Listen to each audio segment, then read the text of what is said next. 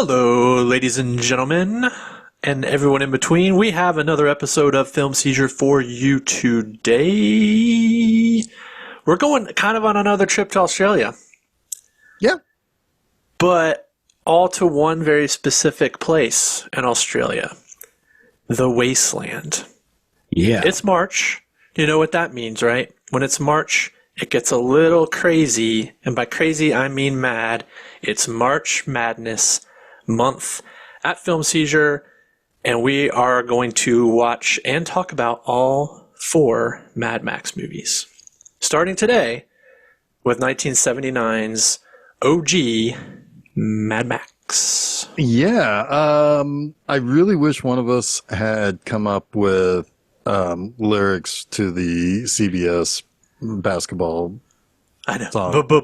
Basketball. Give me the ball, 'cause I'm gonna dunk it. Mad Max.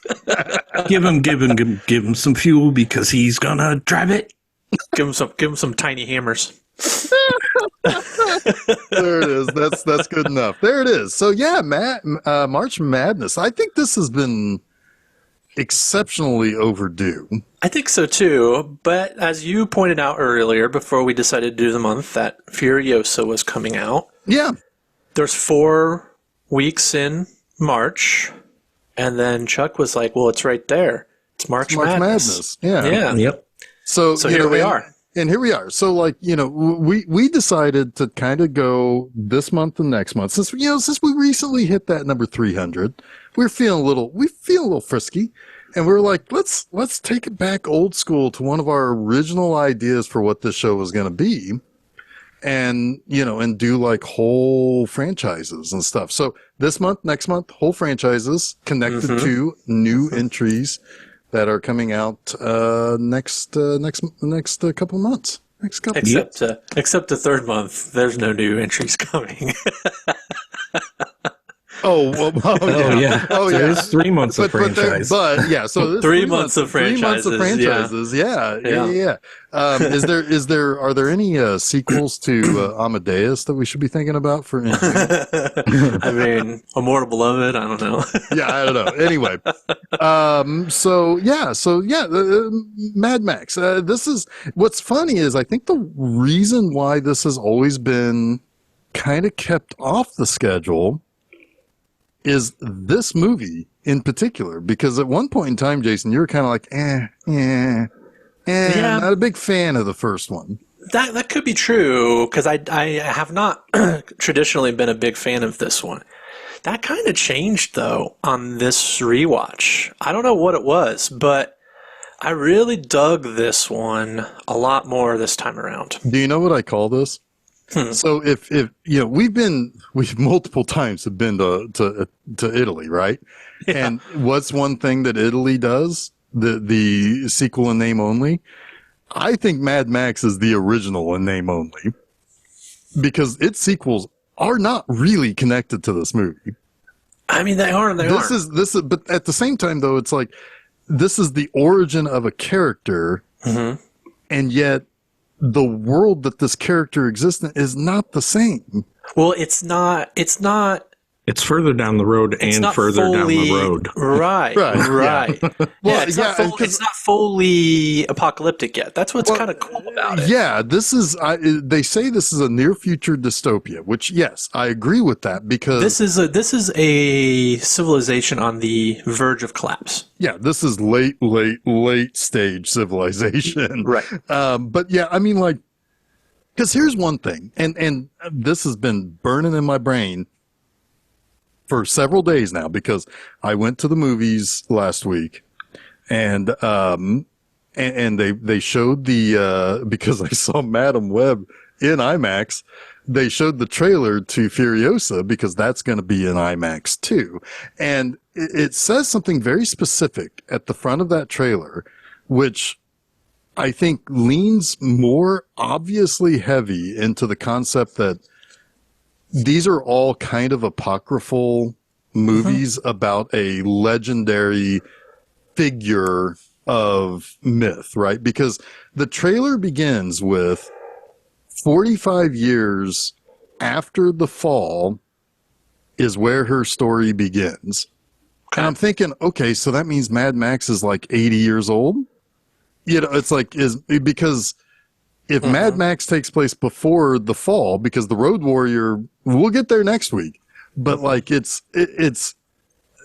I think if I can make this argument next week too, but I think this is the only actual story of Mad Max, Max Rockatansky.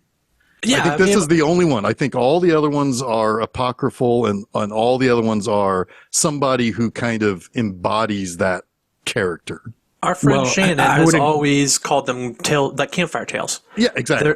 They're tales from the wasteland. They're not, strictly speaking, anything in reality. It's mythology. Well, right? I say this one is. This one, yes. This is the one that maybe started the myth. stories, the myth. Right? Exactly.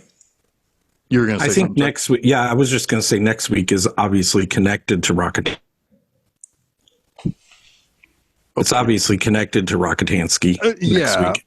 Oh yeah, because they tell his tale, right? Yeah. Or they retell his tale in the beginning when I was desperately trying to figure out if my TV settings were fucked. Oh, me too. I was doing the same thing. wondering But if let's wait for next week. Anyway, Let's yeah. wait for next week. But anyway, yeah. This is to me, this is the one movie that is more drama. It's got a completely different type of score to it, and it is a completely and totally different type of movie than its sequels. And I'm gonna guess that Rockatansky has more lines in this one movie than he does the sequels combined. Yeah, that's probably true. That's probably true. But you know what? Mel Gibson's pretty fucking badass in this movie. He's 23 years old. I know, in this. and it's like he's embodying something like a 45-year-old Clint Eastwood type of character, right? Like a character who just is imposing by being there. Yeah. So yeah. Yeah. It's I think that this movie is kind of, I don't know if it started the Australian car movie, but it definitely gave it juice, right? It gave it octane, if you will. There were a few before this. I mean, obviously, Cars 8 Paris was several years before this. And you can kind of count Stone.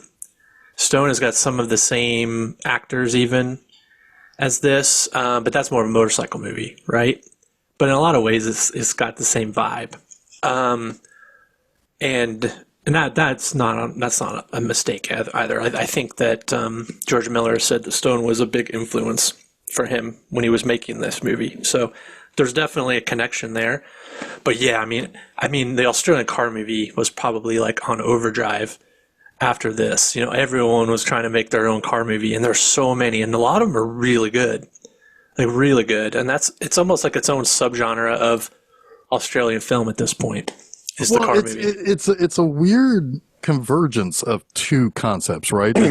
It's the dystopia and it's the car movie, right? And it's like when we last went to Australia last year, right? We had Wake and Fright, which was kind of dystopian, really, because they're so far out west in Australia that there's not. Its reality was dystopian, yeah. Right. It's exactly like it's so far out that it seems so untouched by modern civilization. So they just kind of did their own thing. You know, I mean, Dead End Drive-In is absolutely dystopian, and it's got cars. Yep. You know, I mean, you could make the argument that Thirst has a bit of dystopia in it because of how people are being used as food. I mean, Dead End Drive-In is a great example of like this weird amalgam of Mad Max and maybe even the Cars That Ate Paris, right? Yeah. With the car boys and everything, you know? Yeah. Yeah, because the Cars That Ate Paris is like, you know, you are trapped in this place And it's like, everybody's fucking weird. You know, it's like, I just think, I'm sorry, Australia. I think that this is your reality. I'm sorry. I expect if I ever go there, there's 3 things I got to look out for. I got to look out for, motorcycle gangs / leather daddies, snakes, and the like gigantic spiders that will kill me by just looking at me. Yeah, I'll call my brother and ask him next week. Please, yeah, do. Yes, your brother. We need your brother's opinion on Australia for sure. I'll find out. I mean, is he out in the wasteland like in a fucking badass car, like, you know, tracking down gasoline? Because if he is, then I don't think we need him. I think we've already figured this out. Or is he where all the crazy ass cane toads are? You know, the huge ass frogs that have become an invasive species. Yeah, I don't know. Yeah. I mean, the Australia was like, we don't have enough weird shit. Let's import more of it. Right. And then it's like, oops, we don't have a predator for this thing. Yeah. It's like, it's going to be a forever escalation. Only in Australia would a giant toad be an apex predator. Wild. It is wild. My admission. Should I get it? Yeah, sure. You told us privately. Let's set this up. You told us privately that you had an admission. I had 2 guesses. Well, go ahead. Well, one was because we had all, I think, by this time watched Road Warrior, and my first guess was, well, 1, you don't like Mad Max, and 2, that some of the outfits in the Road Warrior had kind of caused some tingles that you weren't expecting. Yeah, well, they're both wrong, or I won't admit to the second one. It's all right. We're in an open space here. Let's admit to the tingles.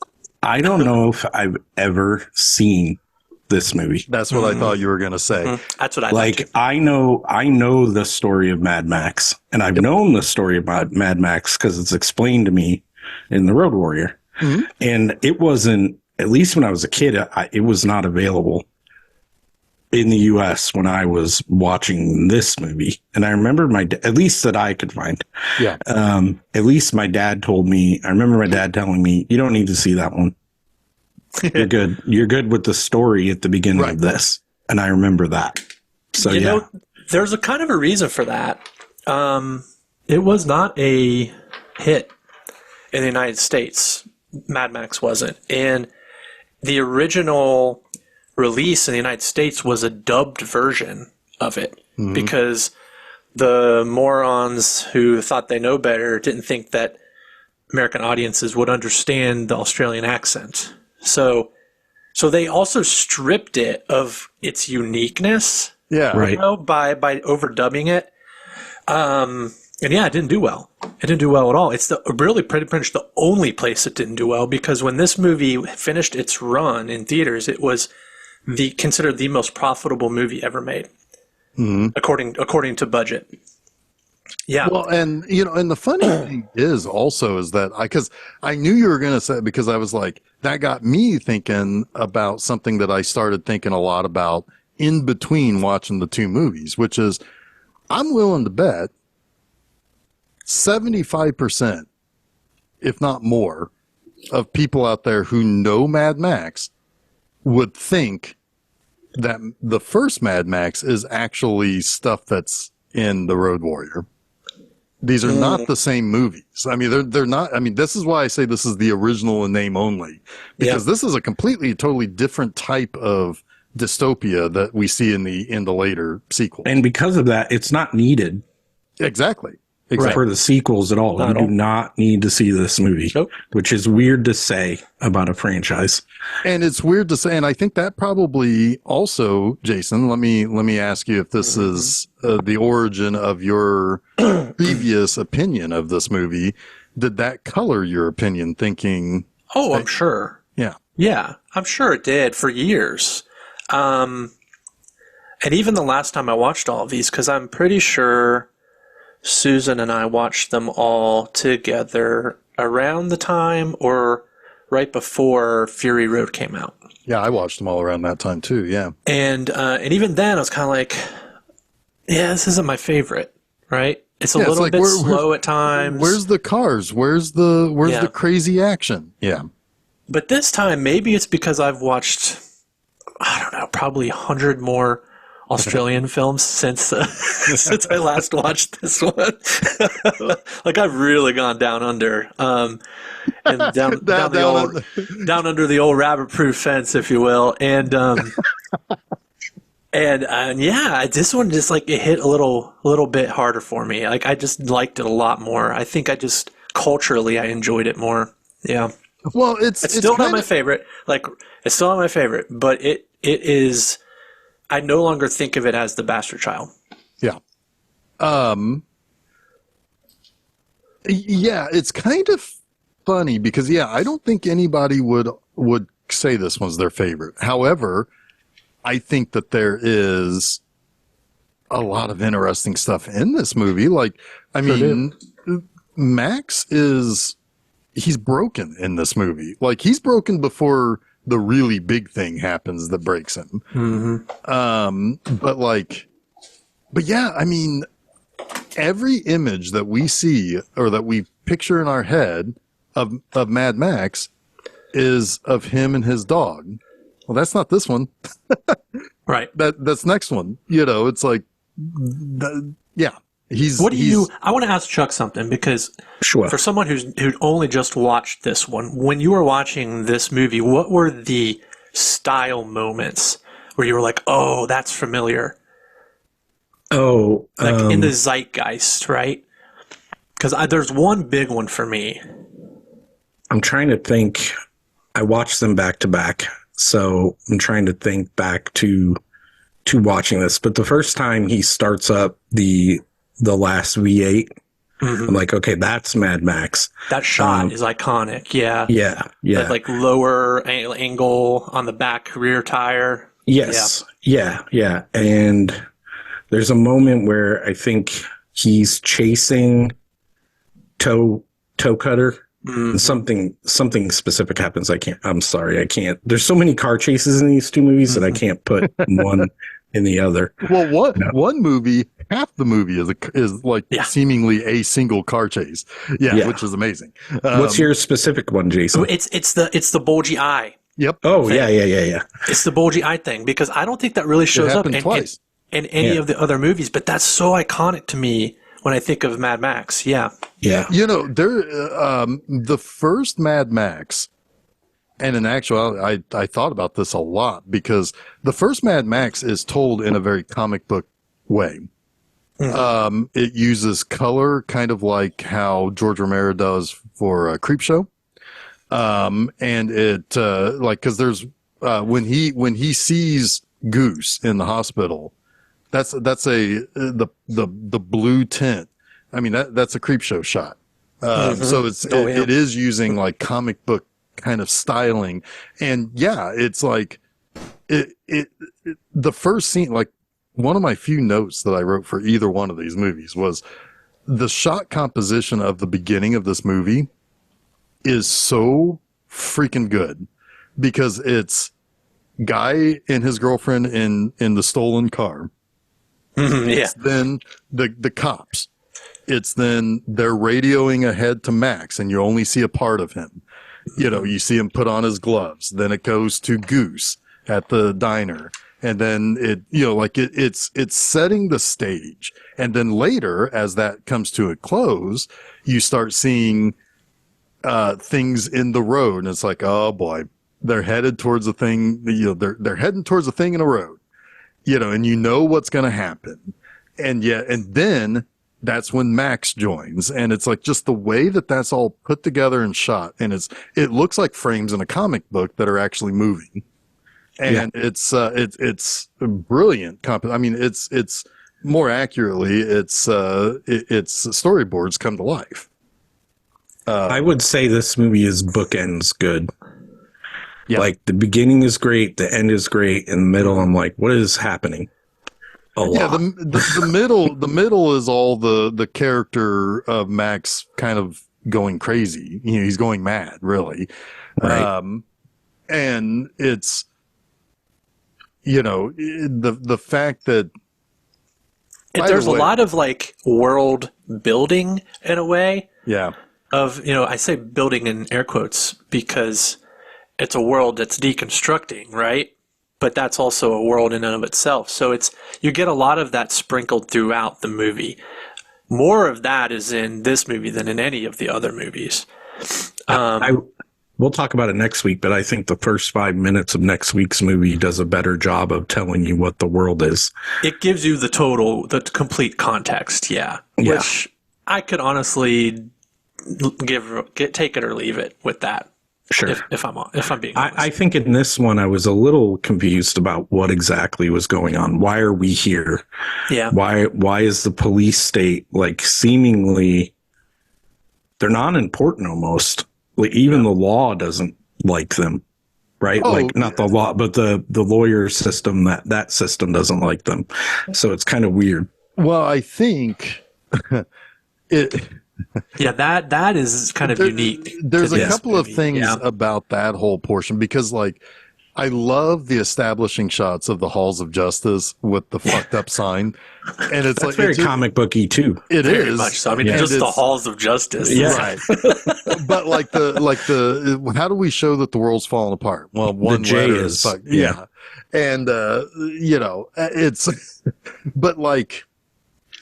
To me, that was showing more of the money is running out because civilization is slowly deteriorating. So there's like, that place is mostly empty because they probably, not only can they barely keep the cars and bikes running, but they're also like, they probably don't have prison systems or places to hold people. There's no money. There's no way. Infrastructure is just totally broken down. Right. Yeah. And so therefore, like Toe Cutter's gang is, like humanity's id taking over and like kind of usurp and creating their own system. And Knight Rider, the guy at the beginning, he's actually breaking out of some sort of prison. Yeah. In that scene. So there is still some remnants of incarceration happening, but you get the sense that that's crumbling too. Well, right? He was able to kill a cop and get out. Like, who can do that in a real? Yeah, not many. But so and then later when they get Johnny the boy for killing the guy and messing up the girl at a later point. And then he gets let out because they made a snap judgment in the legal system to say that he is incapable of standing trial and therefore insanity wins, let him go. First of all, let him go is not what you would happen if he's insane and can't. Well, not just that, nobody showed up to be a. They were intimidated. They were intimidated out, or they just didn't care. Or they got a feeling it was more of a because the way that the girl was the only one left, really, right? And she was scared shitless of everybody, right? And then, but there was the guy from town who knew what would happen, and he's just kind of like, as a lot of people kind of keeping low is really what it is. But I get kind of the impression. They always joke about like stuff. It's like, like I don't know, 10 years ago or. Well, probably longer than that. 15 years ago, if there was a dystopian movie kind of like this, there would have been somebody on Fox fucking News or something saying, "Oh, it's Obama's America." I think it is kind of there is probably a conservative leaning slant towards what happens if there is more rules in society that the cops and the structure has to follow, and therefore it's going to give these guys too much power to push back. Yeah, it has a little bit of that Italian fascism in it, right? I was going to say it also has like that Django, like the barkeep from Django. His only protection is paying the bad guys. There's no real protection for him, and I think everyone in this world feels like I need to placate Toe Cutter. Because that's my only way of getting protection, right? Like nobody else is going to protect me. So, yeah. Yeah. Mm-hmm. But I don't want to talk too much about the Road Warrior yet, but the Road Warrior does kind of correct things a little bit with more of a liberal slant, right? Yeah. Like we've used all of our resources. The greedy oil companies have run amok, and now we've screwed ourselves over because we have no resources, right? So that's more of an eco kind of horror slant, which Australia is also very good at making those types of movies. Like, Right. Well, I mean, and when I say that there's a little bit of a conservative slant on this first movie with some of how like hogtied the cops seem to be, the system seems to be. No, I totally agree. I totally agree. I think it's an interesting observation. I think it's a small element of a larger, it's the last grasp of the ability to hold on to structure, right? Mm-hmm. And when the money isn't there, they're going to have to rely on other things that are going to be, whatever. But yeah, I mean, but no, it's just it's the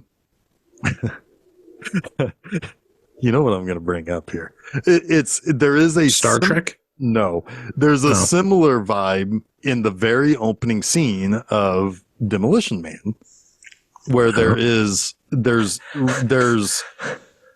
are people who are trying to do the right thing, but the system is the thumb is on the system to make it hard for people to do the right thing.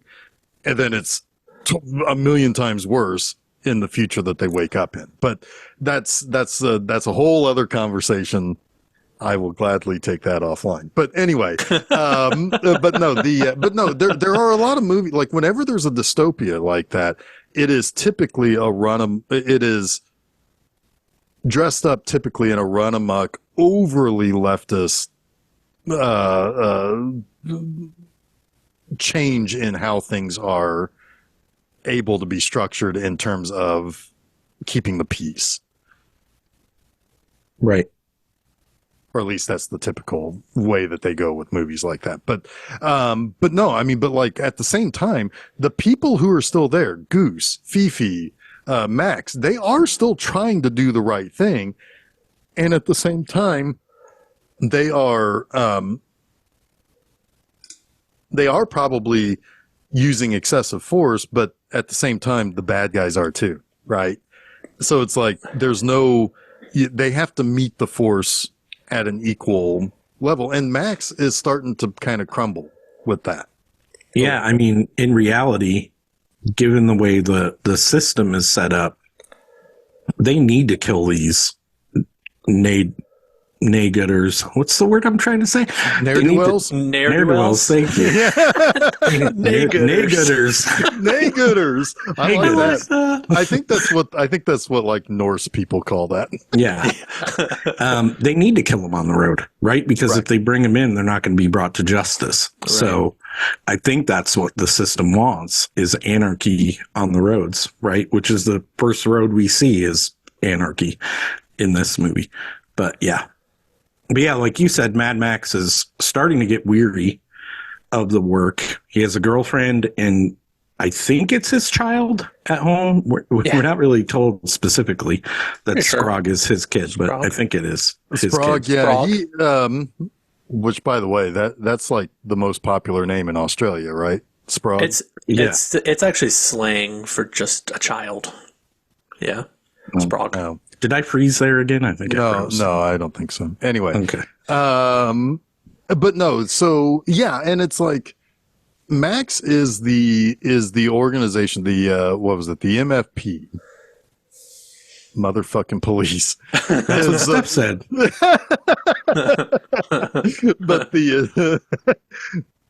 But yeah, he's their best pursuit man. Right, and the agency knows he wants to leave, so Fifi bribes him with the last V8, right, known to man. So a supercharged car for him to do his pursuit with, and for at least this moment, it works. Oh, he questions it. He questions it, and they're like, "Why? We just gave you a V8. Why are you questioning this? Just fucking go, man." Right, and he's like looking at it, and then he just like, all right, let's go get some beers or something. Yeah, it's like fucking hey. But no, he's weary, but at the same time, it's like when he after he chases, well, actually, he doesn't do anything to Knight Rider. Knight Rider drives into his own death. Yeah. Yeah, he drives into a roadblock. Right. And he, Max just hit the brakes. That's all he did. He didn't do anything. There was only one road into this place. It's not like he forced them into this. But when he gets back to the halls of justice, he's, it's like Fifi is like, oh, toe cutter is coming after you. He's like, oh, great. Just add it to another, add it to my pile or whatever, and it's like, he kind of is caught up in the celebratory part of it. But I think when we see him at home, he is maybe haunted by it a little bit. And he certainly is once Goose gets his goose got. Mm-hmm. Right. Goose got his goose got. Yeah, it seems like this is probably the only way this is going to go is death, right? Right. For everyone involved in this highway game. Yeah, so I think Max, I think Goose gets in his accident, right, on his motorcycle. Goose has had multiple accidents. He gets hurt in the first chase. Yes. And the guy who's driving gets his throat cut to the point where he has to talk through a voice box. Yeah. Like my grandmother. He reminds me of my grandmother. Was she like one of Australia's greatest pursuit people? No, she had to have a tracheotomy because she smoked, I think. Mm. That's one of the only moments in the movie that's not overdubbed. In the American version and whatever. That's hilarious because I could have used it for him. But anyway. So yeah, after his injury in the first one, this is Goose, Max and Goose go after a town because the Toe Cutters gang had chased a car out of this town. Yeah. They don't show it in this movie, but pretty sure they rape the girl, kill the guy, and then Johnny, for some reason, stays behind. I don't know why he's sitting there. He's kind of dense. Yeah, he's not all there. They killed the guy driving the car so hard that he just disappears. I think he just is, disintegrated. Yeah, he's nowhere to be seen on the scene, but the girl has survived. The girl is Kim Sullivan, and I like her. I like her. Yeah, it's like I can tell when you're slowing down, you like her. Yeah, it's like when she first showed up, I was like, "Hey, I'm kind of into this chick." But Max's girlfriend. Max's girlfriend has a little Margot Kidder to her and somebody else. I can't. Well, she definitely has Allison from Allison's Birthday because that's who it is. That's the movie she made after this. Yeah. Yep. Nice. I knew I recognized her, but I didn't look her up.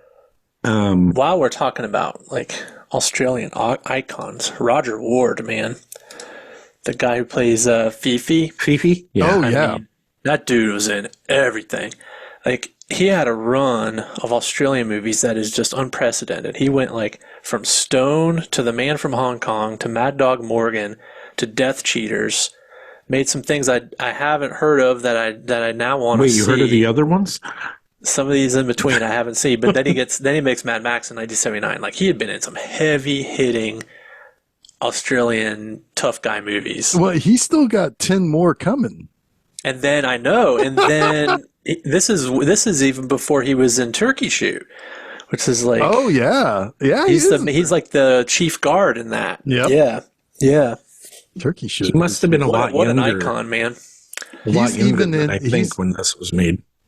Well, he was already 40 something when he was in this, and he's got 10 more movies coming. Yeah, that's insane. I just watched Boar, which is kind of sort of a remake of Razorback, and he was in that. I was like, holy shit! He's in the remake of Turkey Shoot. Yeah, which I've never seen. I've got a bad feeling about it, but me too. But anyway, yeah, he's awesome. He shows up, and if he was chasing me down in a badass V8 or something, I'd be like, I give up, man. I'm done. Yep. This guy is going to fuck me up if he catches me. And of course, you got Hugh Keays-Byrne, who would famously become another Mad Max villain as Immortan Joe. And we'll talk about him in a couple of weeks. We sure will. But he was in Mad Dog Morgan. Like, so many of these guys were in Mad Dog Morgan or Stone or both. Like, it's wild. It's like open casting. It's like, give me this guy, this guy, this guy from these two movies. And that's what this movie ended up being. It's kind of crazy.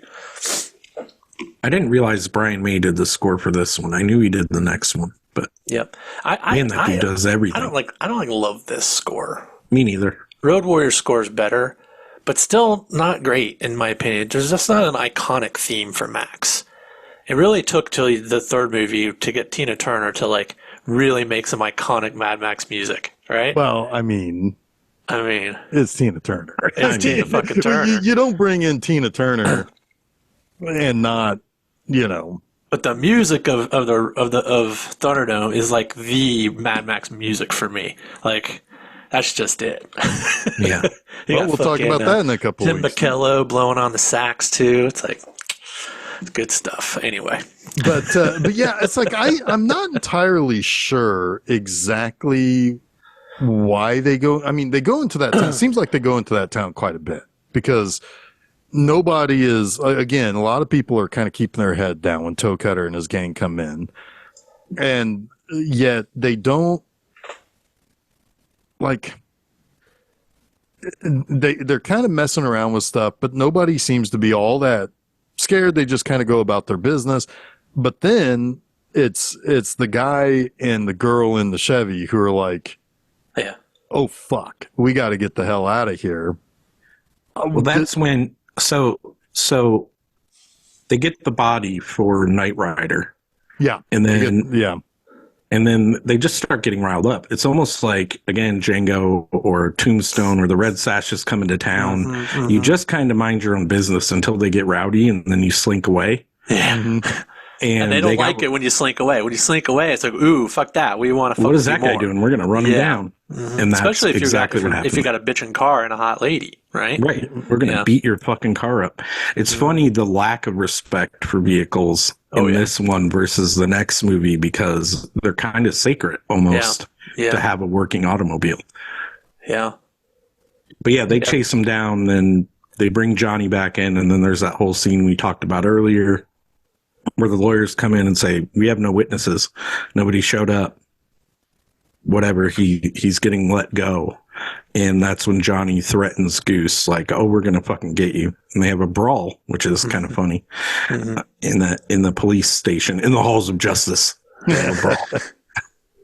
In the brawls of justice? The brawls of justice. And they do get him because Goose, he's got to blow off some steam. He goes to some kind of nightclub where Liquor bar? Yeah. where some lady is singing some crazy song about licorice. Yeah. Which was the other thing that they didn't overdub in the original U.S. release. Well, so you're saying that wasn't iconic Mad Max music? That's not Mad Max's theme? But we did get from that to Tina Turner somehow, which is kind of awesome. That's kind of awesome. But while he's getting drunk and listening to a lady sing sexy things about licorice, which may or may not be a metaphor, who knows, his bike is getting fiddled with by who is it that's doing that? Johnny. Yeah. Johnny's creepy. Well, Johnny the boy. He's the creepiest one in this movie. Well, he is. I mean, because he's like creepier than Toe Cutter. Yeah, Toe Cutter. Toe Cutter looks like Spike from Gremlins. But he's like the enemy you know. Or Stripe. Right? It's Stripe. Yeah. Toe Cutter's like the enemy you know. Like, you know what you're going to get from a guy like him. Yeah. Johnny is kind of a wild card. Well, there's also he's kind of like the guy in Django, Ringo, who gets killed way too early, right? He's like that guy. Yeah. Well, also Toe Cutter has a partner named Bubba. They're the actual leader. They're both the leaders of the gang. Yeah. and they're like two halves of a whole person. Like Bubba wants to kind of let some things go. Like we're wasting time on this. We can't rely on Johnny the boy. And Toe Cutter's like, fuck you. Johnny the boy is going to learn how to do some killing. Johnny the boy cannot handle the killing. No, Like he struggles throughout this. And he, to be honest with you, he probably kind of gets it the worst in the end. Like he's the one who doesn't die instantly. Well, yeah, that's the moment when George Miller created the Saw franchise. Yeah. With a literal saw. Yeah. Yep. That's funny. But yeah, he because Bubba is like I said, Bubba seems to kind of be has more of a conscience. Yeah. Like I think he's okay with what the gang does because he has some power and some stature and probably some money, and he probably has women when he wants it. Toe Cutter is completely and totally crazy. Yep. And Johnny the boy is a protege who is he's either a complete idiot or he is still very, very immature to the point where he can't handle the things that Toe Cutter wants him to do. And Toe Cutter leans heavily on him. In fact, I think he has Johnny kill more people than he does himself. Well, I don't know, because Johnny, it seems like the first time he kills somebody is when he kills Goose. Well, yeah, but I'm saying like in terms of the movie itself, we see Johnny do all the killing. Neither Toe Cutter nor Bubba do any killing firsthand. Oh, fair. I mean, not a lot of people guess, are intentionally killing anyone in this movie. Well, I guess we can talk about Jesse and Jesse and Sprague, but that could be accidental too. Ugh, I doubt it. I kind of doubt it, but I mean, like at the same time, it's like they're run down. Yeah, they're run down. But we don't actually know for sure. We're just spared the gruesome details. Yeah. But anyway, no, spoiler alert. We physically see Johnny the boy kill more than Toe Cutter. Well, that's if Goose dies.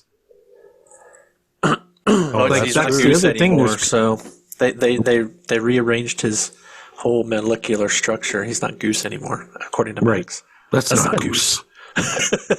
That's not Goose. So apparently Miller invented Top Gun too. Goose and and Maverick, because that is Maverick. Totally. Like Mel Gibson is Maverick. Sorry. No. Yeah. We're on to you, Tony Scott.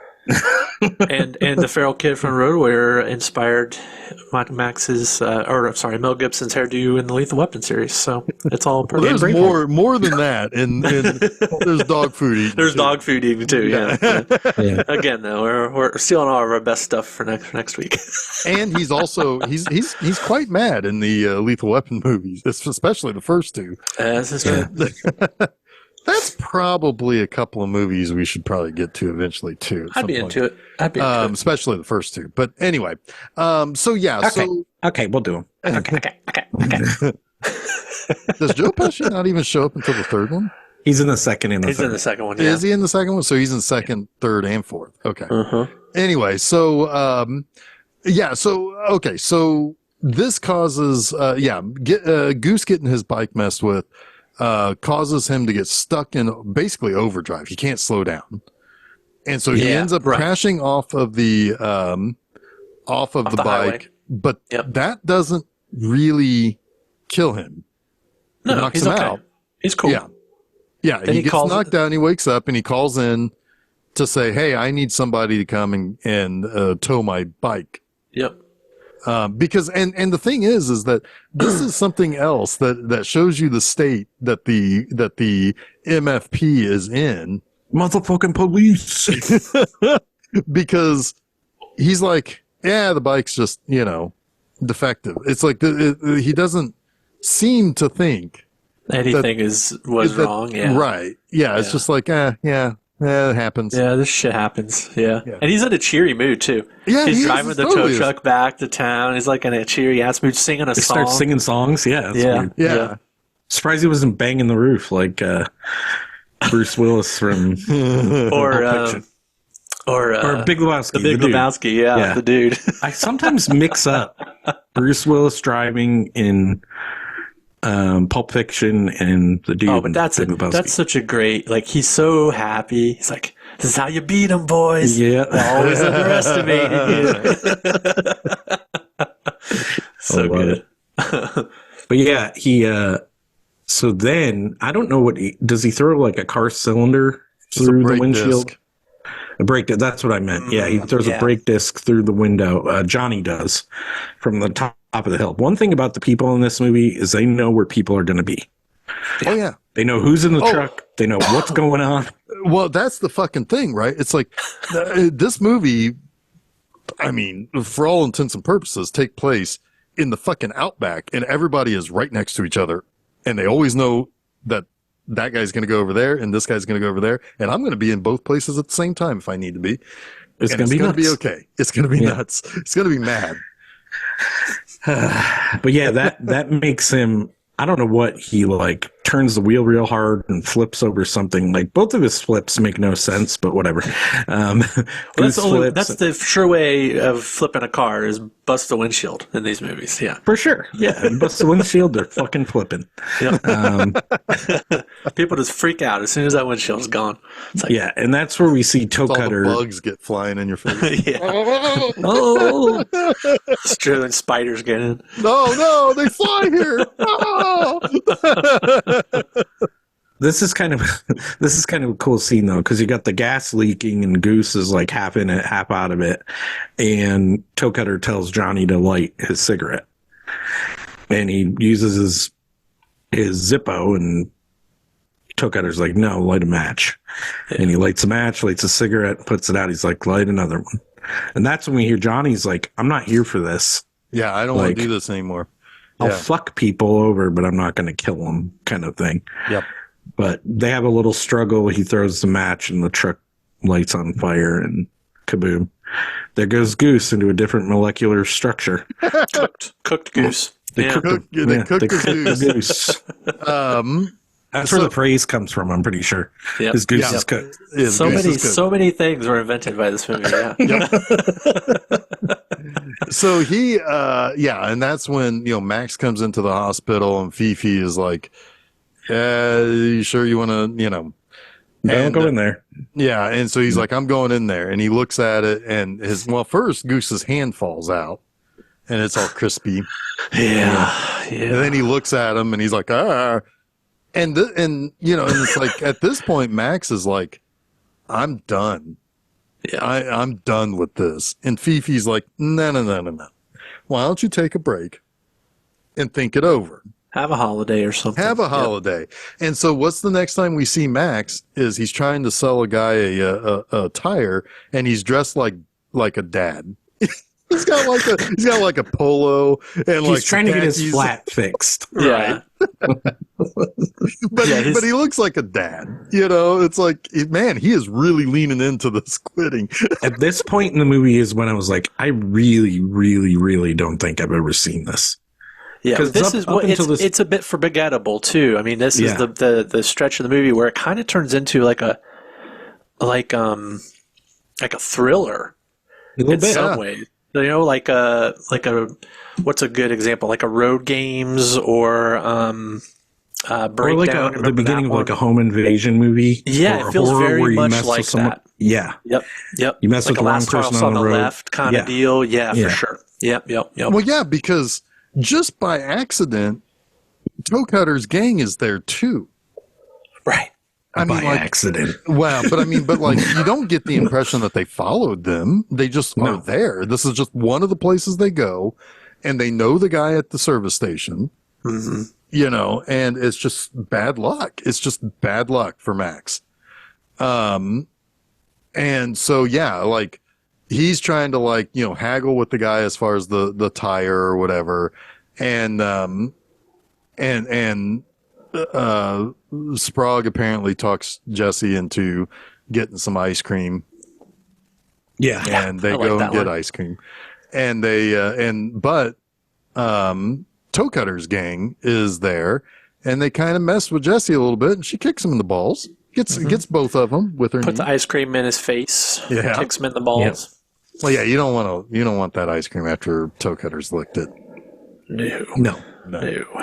He's not bathed in like months. Probably years. Probably. Like it looks like he's missing an eyebrow and eyeshadow on just, like he has the eyeshadow on like one side of, that's just permanent dirt. I have a question. Permanent dirt.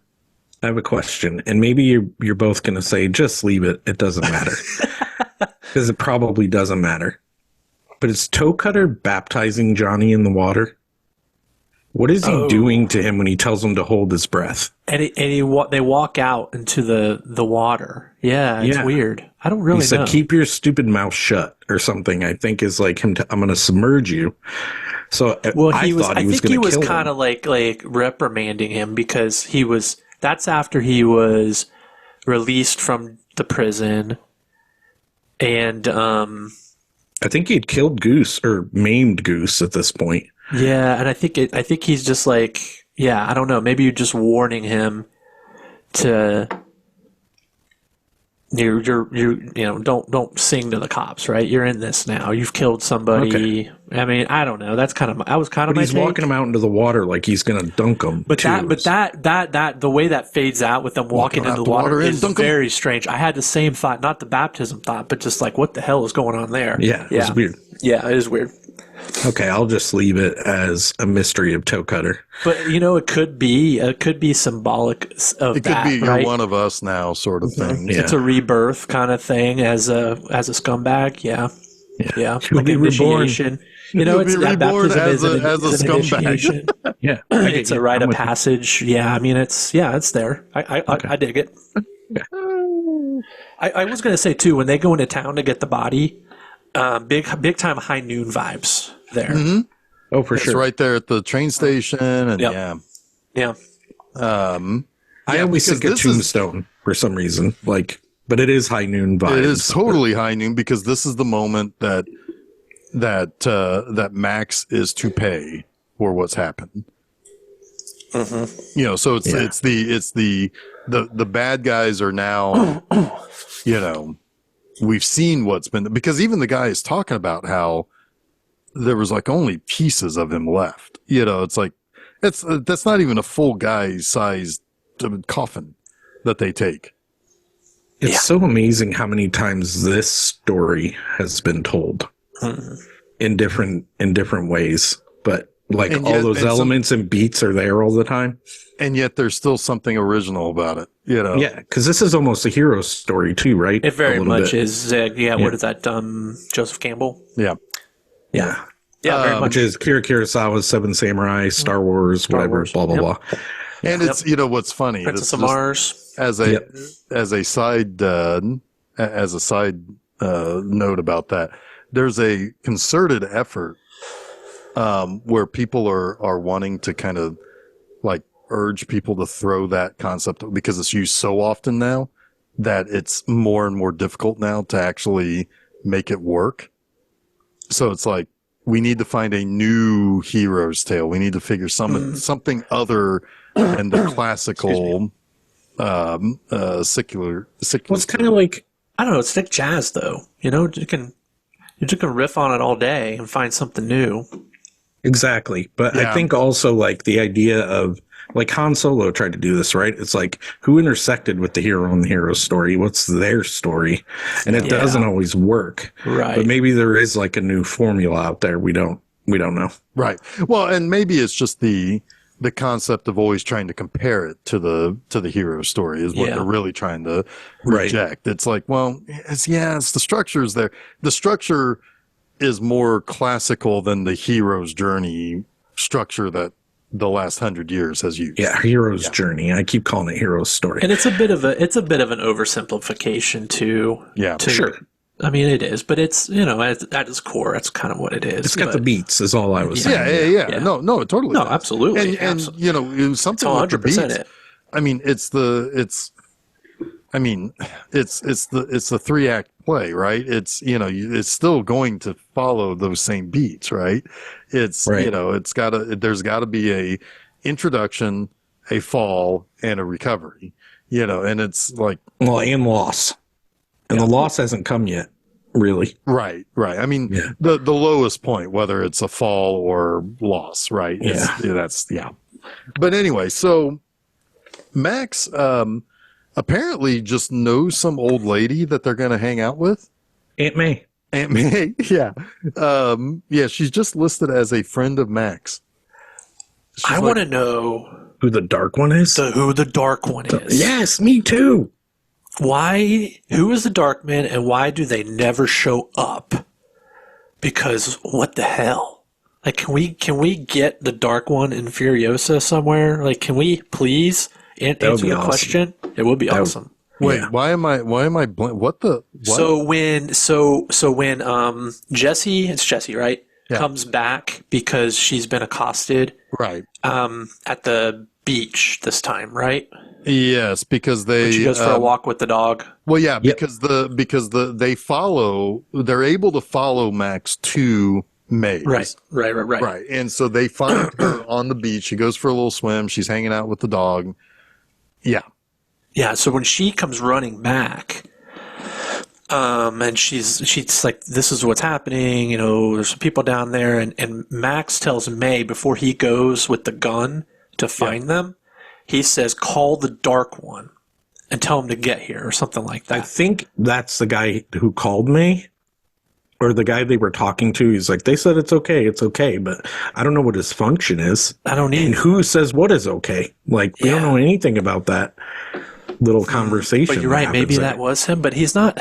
Is he credited? I don't see the Dark One credited. But yeah, apparently he's probably like a fixer to drop or some something. mystery into the movie and then never deliver, right? Yeah. Jeff doesn't even remember it. He's sticking it right. from his... Like it's like like the Dark One I ate watch my everything memory from of it. Australia with subtitles on, so that also helps. That might be it. I may have just been like, but they say it twice, and it's in capital letters in the subtitles. He's something. Whoever the Dark One is, there's something. Yeah. you guys keep going.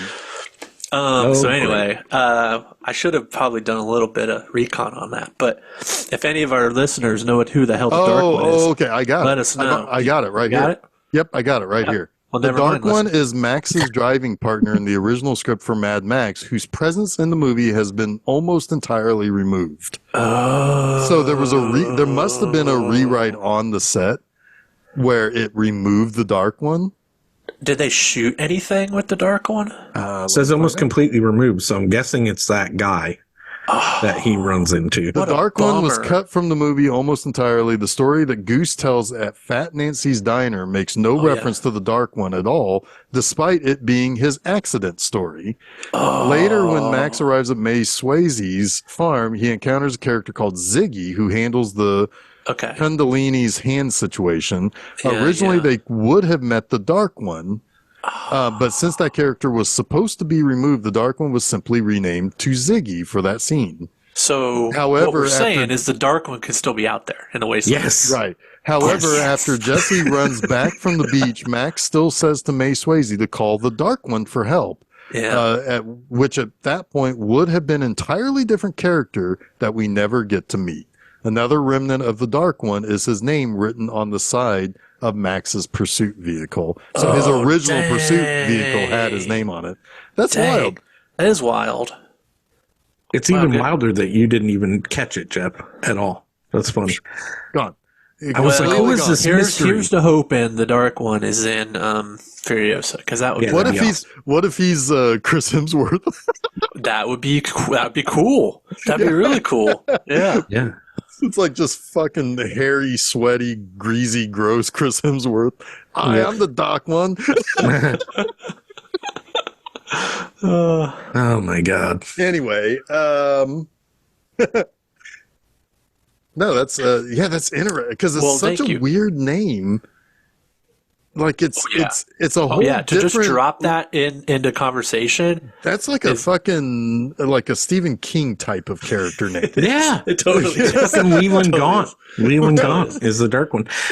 So one thing we do need to bring up, Sprague, who we barely talked about. Yeah, at one point is playing with Max's gun. Yeah, I don't know if this is like a thing in Australia from the 70s, but that is definitely a thing from Australia. They could give a fuck what their kids are doing. No, not a single that's fuck. 1970s. That's like sometimes this kid completely disappears from the movie. I love when they get the ice cream. She puts Sprague in the back of the truck with nothing there, like no seatbelt. Steph's like, nothing. buckle that kid in. Yeah. Oh no, I was crying just like Sprague because it's like that kid's getting jostled. That kid's gonna be like rolling all over that back seat with his ice cream cone. Oh my god! You could go 20 miles per hour, and he's still gonna be all over the place. But it's really funny because I hadn't seen this, or at least don't remember a goddamn minute of it, and Max runs into the woods to figure out where these people are. Jesse goes back into the house with May, and May's like, I need to call the Dark One. And I mentioned to Steph, this movie has a kid problem. Because Max is with the big dullard. Yeah, well, I wouldn't trust him for anything. Oh, yeah. But I was like, I don't even think they care that right the kid is cue, in the though. movie. Right on cue, she goes, oh, Sprague! I was like, this is all a masterful setup for us to have this moment with her. Yep. By the way, you talked about the eye bulging. The other thing I always remember is Sprague's shoe tumbling along the road. Are you sure you don't remember Gage's shoe? Well, no, that's no, but like, because I sit there and I think it's like, wait, this is a lot like Pet Sematary. And then I thought, of course, the guy who made Pet Sematary is probably like, we got to do a Sprague or something. Yeah, I mean, that's in the book. That's in the book. But yeah, it's shot like the way it's shot, looks like it. Yeah. 100%. Yeah. With you there. It's like, how do we do this tastefully, right? Yeah. But like, insinuate the worst. By the way, you'd have to be hit pretty goddamn hard for your shoe to fly off like that. So that's saying something too. Yeah. Yeah, that's kind of fuel for it not being an accident. Well, yeah, no, I mean, yeah, sure. There's absolutely, I kind of said that by mistake or by accident, but like obviously they are torturing them. Yes. But yeah, this is where we're at because May picks up the fucking double barrel shotgun that is taller than she is. And it's like the Joker shooting down the Batwing. It's like that Granny. thing is forever. She's Granny from the Beverly Hillbillies with her shotgun out there. Yes, she is. Yeah. So, but yeah, she and Jesse and Sprague are taken off. But there is. Well, she's got the gang too. She locks them up in the barn. Yeah. And before that, she says, "If anyone so much as breathes, I'll cheese them." Love it. Like, that's the best. I'll cheese you. but then they cheese it because they leave. Multiple meanings. Oh no, I guess they beat cheeks in this case. They beat because cheeks. she's going to cheese them. They beat cheeks. So. But that lock isn't very sound. That door is not. That door isn't very sound. That barn was built by rock and roll. That thing ain't sound. I was gonna say that, and I was like, no, I'm not gonna say that because no one will get it. Amazing. It's structurally unsound. Yeah, they bought themselves like 2 minutes at best. But enough to get somewhat down the road for the car to quit on them. Yeah, because Max hadn't fixed the timing belt yet. Yep. It's almost like this is a real movie where they set things up to happen. Yeah. And then they pay off. Yeah. Except the dark one. Jesus. Except for the dark one. Yeah, they fucked us on that one. But even earlier, they showed a kid walk into the road. Yeah, they sure did. So even this was like set up as like some foreshadowing there. Yep. Yeah. Yeah, Chekhov's baby in the road. Yeah. Oh no! Chekhov's toddler. Chekhov Sprague. There it is. There it is. We got there.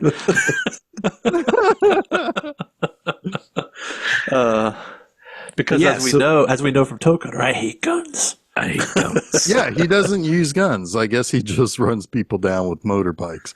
Which Yes. I would rather be shot, to be honest with you. I don't want to be hit by a motorcycle. Or burnt to a crisp. Yeah. Or burnt to a crisp. I want it to be rather quick. If I had my druthers. Yeah. Anyway, I mean, it turns out I guess it is kind of quick for Jesse and Sprague. Well, not we for don't know if Jessie, Jesse's because actually she dead. was still alive. Oh, that's right. She's in a coma. They were like, she ain't gonna make it, but don't tell him that, you know? Oh yeah, and then he's like totally right around the corner. He's like, well, Yeah, great. by the way, that is okay. So let's okay. Anyway, their car stops, and May tries to shoot them. It would have been great if one bullet took out more than one bike, but that's anyway. Max and the big dumb kid, May's big dumb kid, is chasing behind. But the bikers just roar right past Aunt May, and they hit Sprague and Jesse. Jesse's carrying Sprague. They hit Jesse, killed Sprague instantly. Jesse is in a coma. Max catches up, and basically he is completely and totally shattered at this point. Like, He's Mad Max. He's Mad Max at this point. Because they go to the hospital, or I guess this is Australia, so they say they go to hospital. There's no there is no definitive article there on that. But the Hospital of Justice. The hospitals of justice. And the doctor's like, just tell him something else. It's like, what the fuck? Yeah. It's like, what? Like that's one of the more dystopian things about this movie. He's like, get this fucking guy off my back. But don't tell him the truth. Yeah. I mean, the not telling him the truth is going to keep him on your back, buddy. Because he's going to be like, how's she doing? Is she Good awake day, mate. She'll be right as rain in 3 weeks. 3 weeks later. Oh, shit. Why is the doctor a kangaroo in a lab coat? Oh, no. But that's another Australian thing. He kind of reminds me of Derek from Bad Taste a little bit. Oh, yeah, a little bit. I can get Peter that. Jackson from Bad Taste. Yep. Yeah. So anyway, so he's like, because like the nurse is like, he just is staring off into space.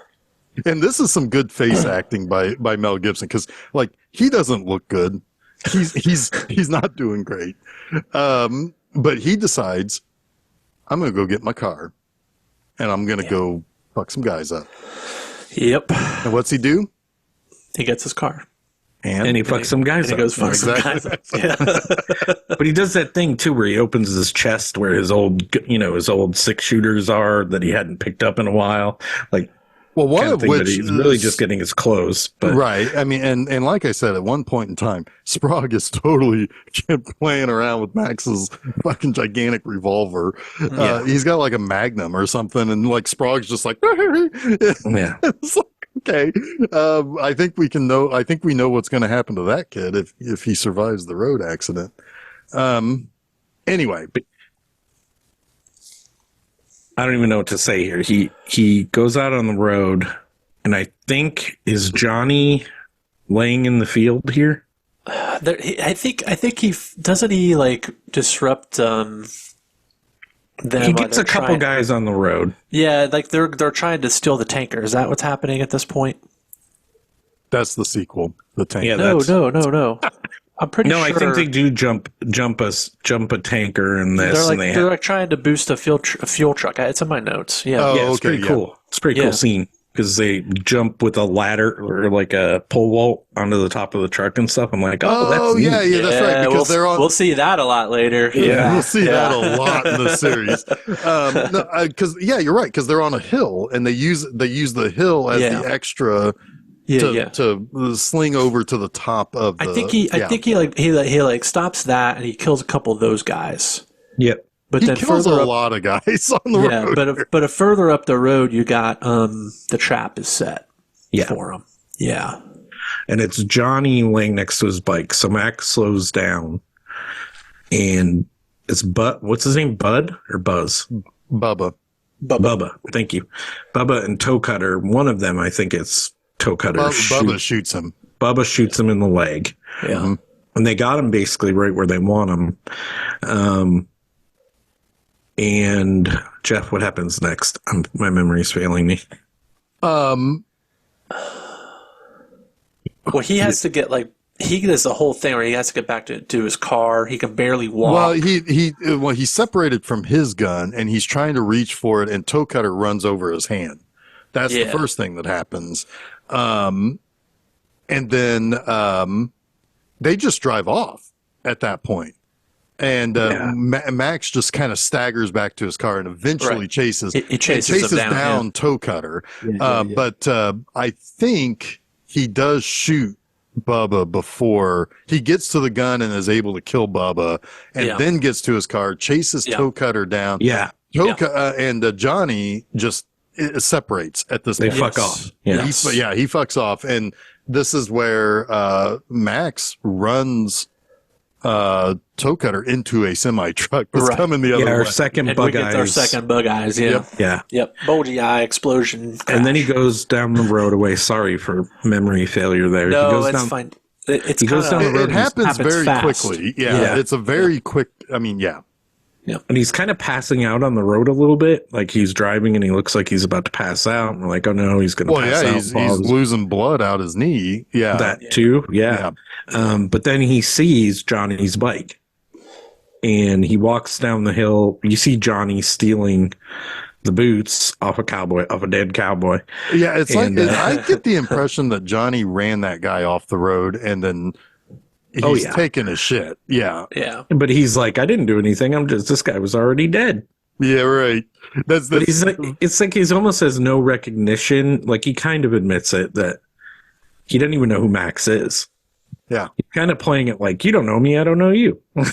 Like what? Well, because the only guy that Johnny really had the original initial beef with, even though Johnny was the one approached by Max when Max and Goose went and got the girl. But Johnny was mad at Goose. Exactly. Because Goose is the one that was hard on him at the station. He had hard on for him. Yeah. Yeah. Absolutely. Yeah. And so Max is like, and this is kind of great. Not kind of great. It's fucking great. He handcuffs his ankle. He ankle cuffs him to a truck that has gas leaking, and then he sets up like a catch, like with a headlight to catch all the gasoline that's coming out. But once the headlight overflows, it's going to roll down a muffler or down some metal piece, some sort of pipe or something, and then hit Johnny's Zippo, which Max had lit, and he hands him a saw, and he's like, "Hey, 10 minutes, you can saw through this metal. 5 minutes, you could probably saw through your ankle. Maybe you'll get lucky." And he just walks away. Gets in the car. Drives off, and in the distance. You know what I'm thinking of in this moment, Jason? Well, Jeff, you've seen this too. So would you like to play a game? No. No, I'm thinking of Next of Kin. Yeah. Oh, I'm like, is the explosion in the background going to be like that? Because I know it's fucking coming. Yeah. And it's pretty good. It's pretty good explosion. It is, and it's pretty far in the distance when we see it, and it's pretty big. Yeah. Right. Like that gasoline was made out of gasoline. George Miller knows how to explode shit. Oh boy. Yeah. I mean, they got plenty of space for it. Yeah. You see, there's a whole fucking continent. Huh. Yeah, it's like the only. It's like Australia is like a continent and a country, like all in one. Like It is. I mean, Well, that's like exactly what it is. yeah, I mean, like it. Well, I mean, I guess It's what I not meant like was that. like it has the greatest percentage of country to continent than any other continent. Yeah, Except because for it's Antarctica. it's 100%. Right. Yeah. I like how you're trying to make this sound different than it is. It's a country and a continent. Yeah, There's it no is. like magic here we need to talk about. Wait. I mean, you got New Guinea and you got like, New Zealand that will claim to be part of the Australian continent, I guess. Not really. Well, but I mean, we claim Greenland up there, as part of North Yeah, but America. All right. I can concede some partial points there. Just to get him to shut up, probably. But like 98% of the Australian continent is Australia. Yeah. Oh, that's fucking funny. Well, yeah, we've done it. Any other? Yeah, this is, I think this is, like I say, this is not the movie that anybody thinks of Mad Max stuff from. It's a There are long things- origin story, is what It it is. is. And there are things that are memorable. There's the eye bugging. There's the Sprague and Jesse being killed. But again, we see that in the V8 sequel. Interceptor. I mean, Well, there's yeah. more of that in this movie than in any of the others. Yeah. Yeah, and it's the one that it's the only movie that it survives. And it is, and also, but like I said, it's like there's some sincere artistry in this movie. Like I said, that whole opening chase scene, the shot composition, how it all builds to, where this is going. It's like it photographs that for you, as well as, It's kind of wild how equally brained George Miller is, left and right. Mhm. Because he was a doctor. He was in med school when he can. Did he never tell was in his people that their residency. wives are going to be like dead? Maybe. That's probably why he quit his job, because he didn't want to do that shit. Could be. Yeah, it's like I mean, society's falling apart. I don't Here's want to me do as a this doctor. anymore. Yeah, here's me as a doctor not wanting to do this. What's interesting about this is, like, I think it's a good movie. but no, that's actually part of it. I'm reading right now where he saw many injuries and deaths of the types depicted in the film when he worked as a medical doctor in Sydney. Of course, Interesting. This is Australia. It's like this is how people die in Australia. Also they don't die witnessed of old many age. car accidents in rural Queensland and lost at least 3 friends to accidents as a teenager. So, wow. So he just did what he knew best and went and re-showed these things to the people. He almost quit. He almost quit making it. He was not getting what he wanted. The crew hated him. The producer, his writing partner, called up Brian Trenchard Smith and said, "Hey, I might need you to step in and finish this movie." Isn't that wild to think about? It's crazy. But Brian Trenchard Smith said, no, you just need to get him a good assistant director, and he'll be fine. And that's what they did. Beautiful. Yep. Wow, how different would things be? Because the vision is there. You can tell that he struggled a little bit as a director in this one. Sure. Yeah. But it does not take long, and he fucking hits one out of the park next week. Yep. Yeah, he's figuring it out here, and he's figured it out next week for sure. It only took 2 years. He got it. Yeah. So what is next week? Mad Max 2, or as it was known in the United States, The Road Warrior. Yeah, Beyond the Road Dome. that's later. Beyond the Fury Dome. That's later. The Road Warrior. Interchangeable title with Mad Max 2. Of course, we knew it here as The Road Warrior. I didn't know it was ever called Mad Max 2 until about 10 years ago. Just didn't know it. It was like, it's The Road Warrior. It's not, Right, there's no difference in the movie. It's just different title. Yeah, as kids, we saw the TV edit a lot, I'm guessing, too. Yeah. Just titled The Road Warrior. Yeah. Most cuts you're going to get nowadays are going to be the original. Sorry. I watched the Mad Max 2 cut. Yeah. Right. Yes. Most cuts you're going to get now are going to show Mad Max 2. Yeah. Right. In the title, not The Road Warrior. And but what's funny is that even looks like it doesn't belong, right? Like it looks, it does not, the look of that does not match that. But anyway. We'll talk about that next week. We'll talk about that next week. So we're going to talk about that next week. Yeah. Come join us. Mad Max, March Mad, what is it called? March Madness. March Madness. Continues on next week, with, the Road Runner, Wile E. Coyote 2, the Road Runner, the Road Warrior. That's on the 13th. So go to filmseizure.com, find out where you can find that episode. And all the goodness that we have to offer there. You can see all the past episodes, all that stuff. You can find out where you can follow us on the social medias. Also at filmseizure.com, this upcoming Monday is a new episode of Monster Mondays. I'm watching House of Dark Shadows. Ooh. Yeah, good little flick. It kind of retells the first year or so of the Dark Shadows series. Good stuff. Little R-rated too. Kind of dig it. Anyway, that is same place, filmseizure.com. This upcoming Friday at my website, bmovieanima.com, you can catch you can read, I should say, a review of, we talked about Peter Jackson earlier. Well, I got a review of Meet the Feebles. Yeah. Love that one. Yeah, it's good stuff. Good stuff. So, yeah, you can do that too. Anyway, let's continue on with the story of the insane Maximilian. Okay. Until next week, I'm Jeff Arbuckle. I'm Chuck Moore. I'm Jason Oliver, and you have been listening to Film Seizure. We gone.